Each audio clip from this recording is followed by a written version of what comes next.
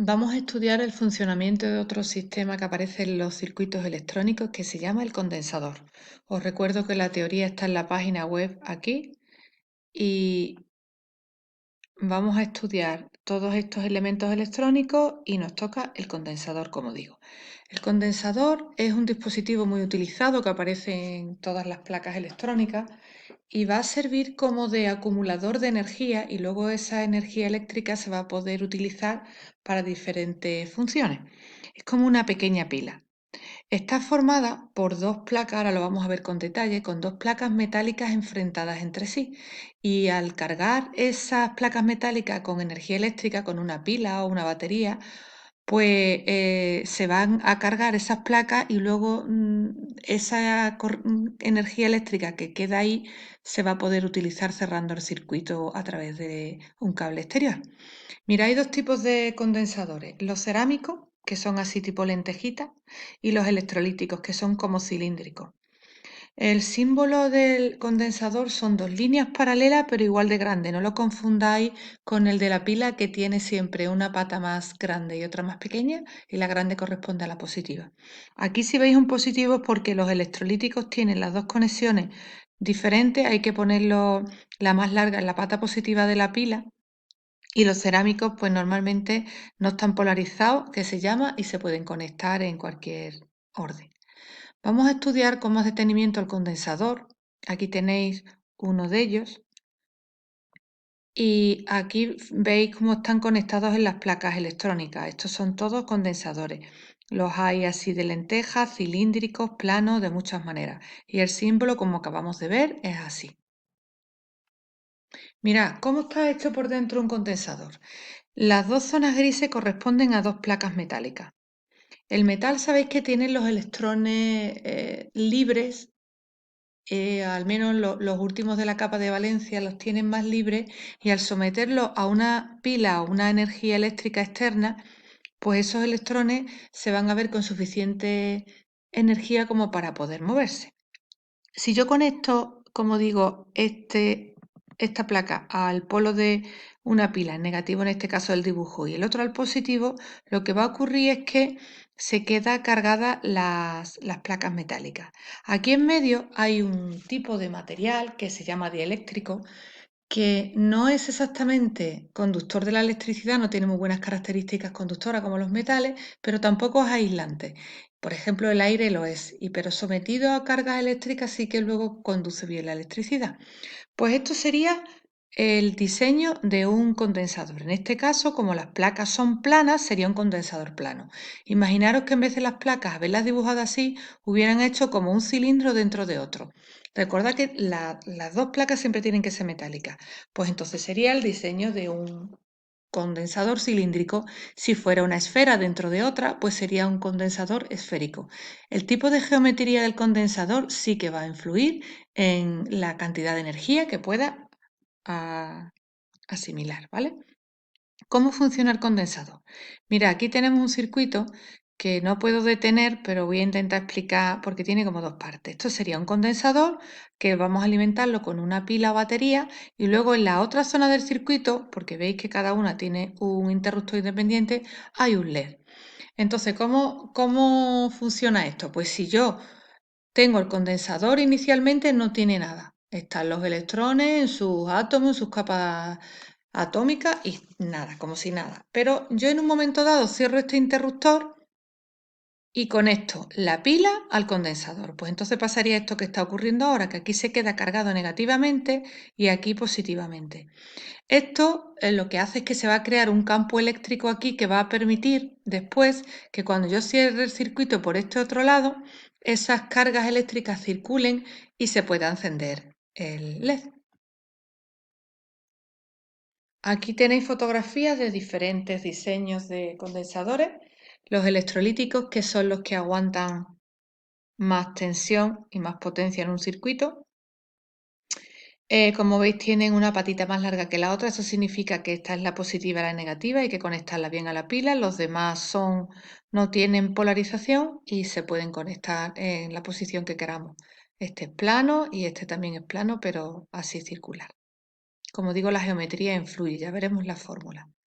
Esto sería un condensador variable, claro, si yo hago que el condensador en realidad se forma aquí, se forma justamente en la zona que está enfrentada entre las dos placas metálicas. Si aquí una de las placas fuera un poquito más larga, como no está enfrentada a la otra zona, para que haya diferentes cargas en una placa y en la otra, pues no se forma el condensador. Entonces, en los condensadores variables lo que hacen es que se pone una ruedecita y tú puedes modificar la cantidad de superficie o de sección que la placa metálica está enfrentada y por eso va a cambiar la capacidad del condensador. ¿Qué es lo que vamos a describir ahora? ¿Qué es la capacidad del condensador? Pues mira, siempre que hay un elemento que me va a proporcionar algo en un circuito, en este caso energía eléctrica, se describe a través de una magnitud eléctrica. En este caso, la magnitud eléctrica se define como capacidad del condensador. Tiene una fórmula matemática que es la capacidad igual a la división entre la carga que se acumula en la placa partido por el voltaje de la pila. De esto ya lo veremos con más detenimiento. Y a eso se le llama la capacidad. La capacidad que tiene un condensador, pues se mide en faradio. El faradio es un nombre que viene en honor a Michael Faraday, que sabéis que era un investigador que hizo mucho estudios sobre electromagnetismo y en honor a Faraday, pues se le pone el faradio. Un faradio correspondería a un condensador de una lata como de refresco. Así que normalmente en los circuitos electrónicos, que sabéis que son cada vez más pequeños, se utilizan submúltiplos del faradio. Y aquí os recuerdo que os viene muy bien recordar las potencias. Mili es -3, micro, que tiene esta letra griega, es -6, nano -9 y pico -12 faradios. Pues con este tipo de valores vamos a trabajar en los circuitos electrónicos. Hay veces que vienen así escritos, por ejemplo, en los electrolíticos que son muy grandes, pero en los más pequeñajos también utilizan el código de colores como en la resistencia para ver su valor. Así que ya conocéis que el condensador es un sistema electrónico cuya capacidad va a determinar la cantidad de energía eléctrica que va a poder emitir en un momento dado del circuito, que primero hay que cargarlo con una fuente de alimentación de energía y que después esa energía se puede utilizar cerrando sus terminales a través de un circuito para utilizarlo en otro elemento, como un LED vimos antes. Aquí veis cómo está abierto, cómo está hecho uno por dentro, que es con el material dieléctrico que puede ser aire, puede ser carbono, puede ser muchos materiales. Y después las placas que tienen que ser siempre metálicas, como digo, para que se pueda cargar cuando se alimente con energía eléctrica a partir de la pila. Hay que tener cuidado porque tienen una tensión máxima si no se puede quemar. Esto lo podemos hacer en el aula. Aquí tengo yo una pila y lo que he hecho ha sido cargar un condensador. Fijaros que he puesto la pata positiva conectada al más de la pila y la negativa. En este momento se han quedado sus placas metálicas cargadas. Y ahora, si yo cierro el circuito, pues con otro elemento, por ejemplo un LED, durante un periodo pequeño de tiempo, el LED se encenderá y se ve su destello.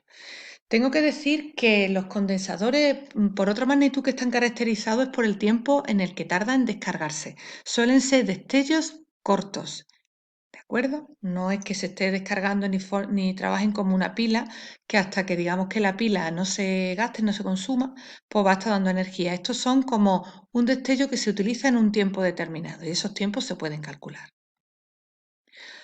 Algunas aplicaciones así más fáciles para vosotros antes de estudiar las placas electrónicas, pues sería en una cámara de fotografía para el flash.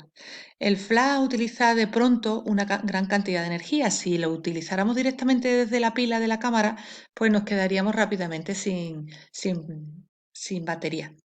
Así que lo que se hace es que se pone un condensador que se va cargando poco a poco con la batería de la cámara y cuando se le da el interruptor, pues se descarga ese condensador y alimenta el encendido del flash de manera así rápida. Consume mucha energía, pero no la saca directamente de la batería de la cámara, sino que la saca del condensador que se le coloca. Aquí han puesto un ejemplo, bueno, pues por ejemplo, esto sería un robot que se mueve, fijaros que no tiene rueda, que han puesto, en vez de rueda, han puesto como el apoyo al suelo, le han puesto condensadores electrolíticos y una placa solar. ¿Qué hace la placa solar? Pues mientras que haya luz, está continuamente cargando los condensadores. Y ahora, cuando llega a un máximo de energía, los condensadores se descargan y activan el motorcillo de vibración que supongo que tendrá el robot.